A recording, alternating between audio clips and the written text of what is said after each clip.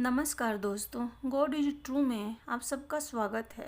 श्रावण मास महात्म्य का यह 16वां अध्याय है।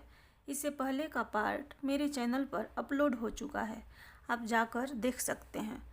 शीतला सप्तमी व्रत का वर्णन तथा व्रत कथा। ईश्वर बोले, हे सनत कुमार, अब मैं शीतला सप्तमी व्रत को कहूँगा। श्रावण मास में शुक्ल पक्ष की सप्तमी तिथि को यह व्रत करना चाहिए।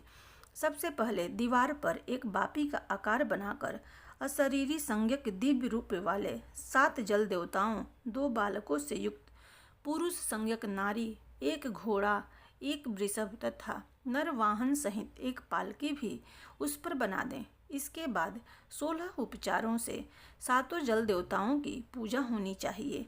इस व्रत के साधन में ककड़ी और दधी ओदन का नैवेद्य अर्पित करना चाहिए। उसके बाद नैवेद्य के पदार्थों में से ब्राह्मण को वायन देना चाहिए। इस प्रकार 7 वर्ष तक इस व्रत को करने के बाद उद्यापन करना चाहिए। इस व्रत में प्रत्येक वर्ष 7 सुवासिनों को भोजन कराना चाहिए। जल देवताओं की प्रतिमाएं एक स्वर्ण पात्र में रखकर बालकों सहित एक दिन पहले सायंकाल में भक्ति पूर्वक उनकी पूजा करनी चाहिए।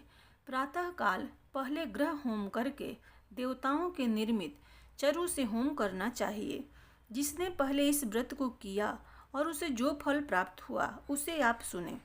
सौराष्ट्र देश में शोभन नामक एक नगर था। उसमें सभी धर्मों के प्रति निष्ठा रखने वाला एक साहूकार रहता था। उसने जल रहित एक अत्यंत निर्जन वन में बहुत पैसा खर्च करके शुभ तथा मनोहर सीढ़ियों से युक्त, पशुओं को जल पिलाने के लिए सरलता से उतरने चढ़ने योग्य दृढ़ पत्थरों से बंधी हुई तथा लंबे समय तक टिकने वाली एक बावली बनवाई। उस बावली के चारों ओर थके राहगीरों के विश्राम के लिए अनेक प्रकार के वृक्षों से शोभायमान एक बाग लगवाया। लेकिन वह बावली सूखी ही रह गई और उसमें एक बूंद पानी नहीं आया। साहूकार सोचने लगा कि मेरा प्रयास व्यर्थ हो गया और व्यर्थ ही धन खर्च किया। इसी चिंता में विचार करता हुआ वह साहूकार रात में वहीं सो गया। तब रात्रि में उसके स्वप्न में जल देवता आए और उन्होंने कहा कि हे धनद, जल के आने का उपाय तुम सुनो। यदि तुम हम लोगों के लिए आदरपूर्वक अपने पौत्र की बलि दो तो उसी समय तुम्हारी यह बावली जल से भर जाएगी। यह सपना देख साहूकार ने सुबह अपने पुत्र को बताया। उसके पुत्र का नाम द्रविण था और वह भी धर्म कर्म में आस्था रखने वाला था। वह कहने लगा, आप मुझ जैसे पुत्र के पिता हैं। यह धर्म का कार्य है, इसमें आपको ज़्यादा विचार ही नहीं करना चाहिए।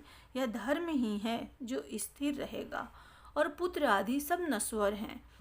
अल्प मूल्य से महान वस्तु प्राप्त हो रही है, अतः यह कार्य अति दुर्लभ है।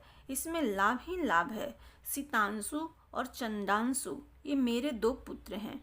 इनमें शीतांशु नामक जो ज्येष्ठ पुत्र है उसकी बलि बिना कुछ विचार किए आप दे दें। लेकिन पिताजी, घर की स्त्रियों को यह रहस्य कभी ज्ञात नहीं होना चाहिए। उसका उपाय यह है कि इस समय मेरी पत्नी गर्भ से है और उसका प्रसव काल भी निकट है, जिसके लिए वह अपने पिता के घर जाने वाली है। छोटा पुत्र भी उसके साथ जाएगा। हे तात, उस समय यह कार्य निर्विघ्न रूप से संपन्न हो जाएगा। पुत्र की यह बात सुनकर पिता उस पर अत्यधिक प्रसन्न हुआ और बोले, हे पुत्र, तुम धन्य हो और मैं भी धन्य हूँ जो कि तुम जैसे पुत्र का मैं पिता बना। इसी बीच सुशीला के घर से उसके पिता का बुलावा आ गया और वह जाने लगी। तब उसके ससुर तथा पति ने कहा कि यह ज्येष्ठ पुत्र हमारे पास ही रहेगा, तुम इस छोटे पुत्र को ले जाओ। इस पर उसने ऐसा ही किया। उसके चले जाने के बाद पिता पुत्र ने उस बालक के शरीर में तेल का लेप किया और अच्छी प्रकार स्नान कराकर सुंदर वस्त्र व आभूषण से अलंकृत करके पूर्वाषाढ़ा तथा शतभिषा नक्षत्र में उसे प्रसन्नतापूर्वक बावली के तट पर खड़ा कर दिया और कहा कि बावली के जल देवता, इस बालक के बलिदान से आप प्रसन्न हों। उसी समय वह बावली अमृत तुल्य जल से भर गई। वे दोनों पिता पुत्र शोक व हर्ष से युक्त होकर घर की ओर चले गए। सुशीला ने अपने घर में तीसरे पुत्र को जन्म दिया और 3 महीने बाद अपने घर जाने को निकल पड़ी। मार्ग में आते समय वह बावली के पास पहुंची और उस बावली को जल से भरा हुआ देखा तो वह बहुत ही आश्चर्य में पड़ गई। उसने देखा, बावली में स्नान किया और कहने लगी, मेरे ससुर का परिश्रम व धन का व्यय सफल हुआ। उस दिन श्रावण माह के शुक्ल पक्ष की सप्तमी तिथि थी और सुशीला ने शीतला सप्तमी नामक शुभ व्रत रखा हुआ था। उसने वहीं पर चावल पकाए और दधी भी ले आई। इसके बाद जल देवताओं का विधि पूर्वक पूजन करके दधी भात तथा ककड़ी फल का नैवेद्य अर्पण किया था तथा ब्राह्मणों को वायन देकर साथ के लोगों के साथ मिलकर उसी नैवेद्य अन्न का भोजन किया।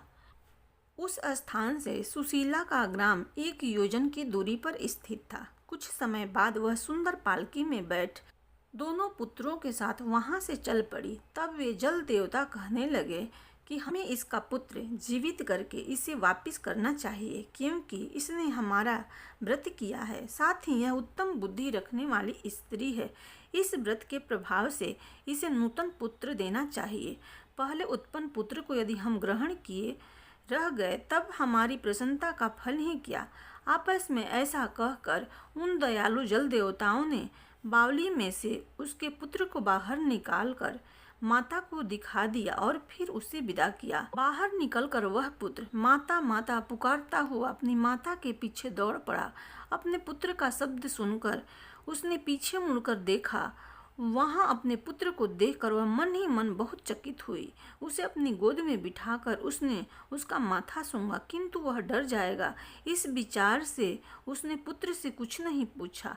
वह अपने मन में सोचने लगे कि यदि इसे चोर उठा लाए तो यह आभूषणों से युक्त कैसे हो सकता है, और यदि पिचासों ने इसे पकड़ लिया था तो दोबारा छोड़ क्यों दिया। घर में संबंधी जन तो चिंता के समुद्र में डूबे होंगे। इस प्रकार सुशीला सोचती हुई वह नगर के द्वार पर आ गई।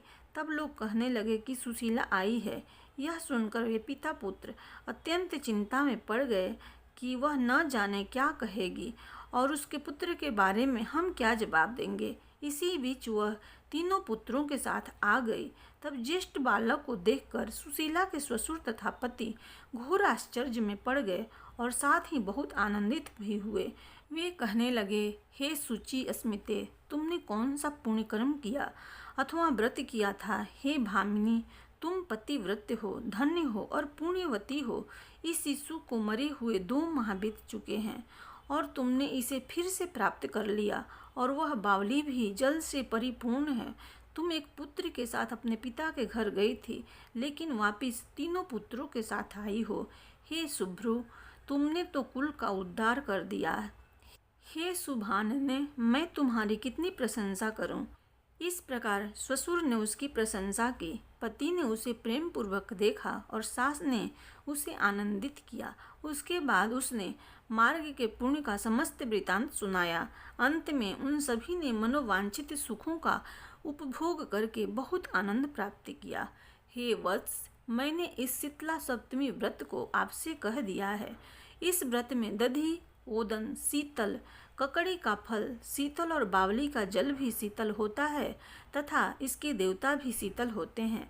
अतः शीतला सप्तमी का व्रत करने वाले तीनों प्रकार के तापों के संताप से शीतल हो जाते हैं।